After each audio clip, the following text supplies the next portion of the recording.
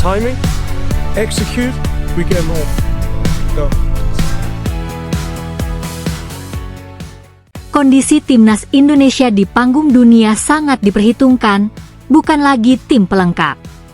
Timnas sejak dilatih John Hartman punya daya tarik sendiri bagi pemain keturunan yang main di 5 Liga Tier A, 3 nama yang baru saja mengungkapkan keinginannya untuk main di tanah leluhurnya, yakni Timnas Indonesia.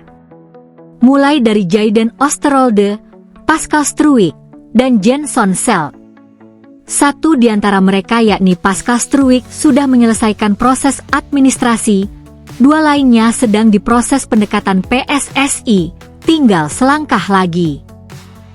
Timnas Indonesia makin diperhitungkan dunia. 3 pemain keturunan Great Adekati Garuda di era John Hartman.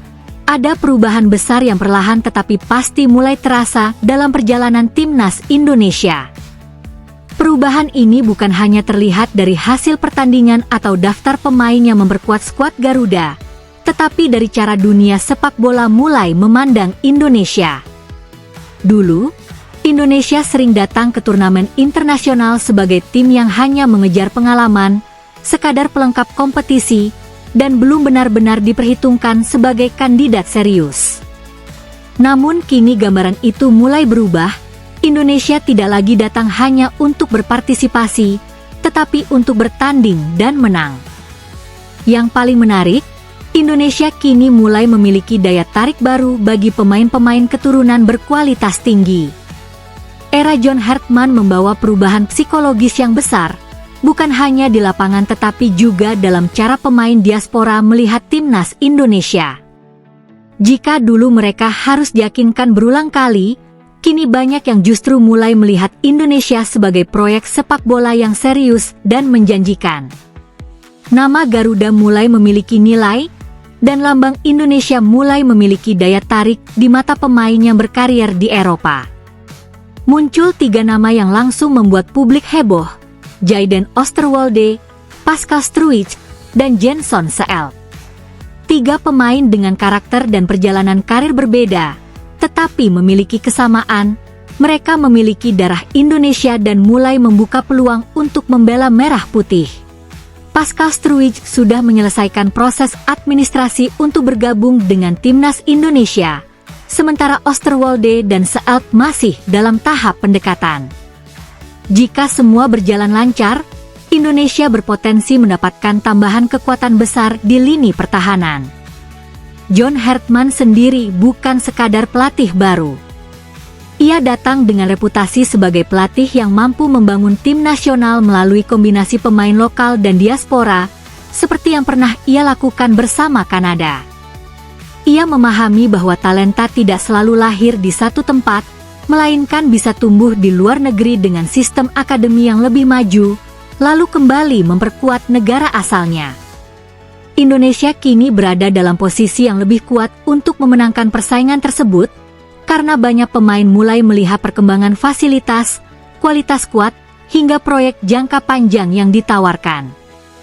Pascal Struijk menjadi nama yang paling disorot. Ia memiliki pengalaman panjang di sepak bola Eropa, terbiasa dengan tekanan tinggi, dan menghadapi pemain-pemain berkualitas dunia. Prosesnya menuju Timnas Indonesia dikisahkan sudah memasuki tahap akhir setelah melalui berbagai era pelatih, mulai dari Shin Tae-yong, Patrick Kluivert, hingga akhirnya John Hartman. Jika benar terjadi, kehadirannya akan memberi dampak besar, bukan hanya di lapangan tetapi juga di ruang ganti, karena ia membawa standar profesional dari kompetisi Eropa. Sementara itu, Jayden Oosterwolde menjadi kandidat menarik lainnya. Ia memiliki fleksibilitas tinggi, bisa bermain sebagai bek tengah maupun bek sayap, sesuatu yang sangat berharga dalam sepak bola modern. Dengan kemampuannya, Hartman bisa lebih fleksibel dalam mengubah sistem permainan tanpa banyak pergantian pemain. Namun prosesnya masih berjalan, karena PSSI harus melakukan pendekatan lebih lanjut dan pemain juga masih mempertimbangkan aspek keluarga, karir, serta identitas. Nama ketiga adalah Jenson Slelk, yang mungkin belum sepopuler 2 nama lainnya, tetapi memiliki potensi besar untuk jangka panjang. Ia berkembang di sistem sepak bola Eropa yang menuntut disiplin taktik dan fisik tinggi. Seelt diproyeksikan sebagai bagian dari regenerasi timnas Indonesia, bukan hanya untuk satu turnamen, tetapi untuk 5 hingga 10 tahun ke depan. Inilah yang membuat era Hartman berbeda. Ia tidak hanya memikirkan kemenangan jangka pendek, tetapi juga pembangunan fondasi masa depan. Ketiga nama ini, jika benar-benar bergabung, akan mengubah wajah lini pertahanan Indonesia. Saat ini saja Indonesia sudah memiliki pemain seperti Jai Idzes, Justin Hubner, Rizky Ridho, Kelvin Verdong, dan Kevin Dix. Jika ditambah 3 pemain baru tersebut, persaingan internal akan semakin ketat, standar latihan meningkat, dan kualitas tim secara keseluruhan ikut naik. Dampak naturalisasi seperti ini tidak hanya terasa saat pertandingan, tetapi juga dalam keseharian latihan, diskusi taktik, hingga mentalitas ruang ganti. Selain kualitas individu, daya tarik Indonesia juga semakin kuat karena basis supporter yang luar biasa besar. Setiap pertandingan timnas selalu disaksikan jutaan orang, menciptakan atmosfer yang tidak dimiliki banyak negara lain. Bagi pemain diaspora, ini menjadi pengalaman emosional yang unik. Mereka tidak hanya bermain untuk sebuah tim, tetapi untuk jutaan rakyat Indonesia. Tekanan besar, tetapi juga kebanggaan yang besar.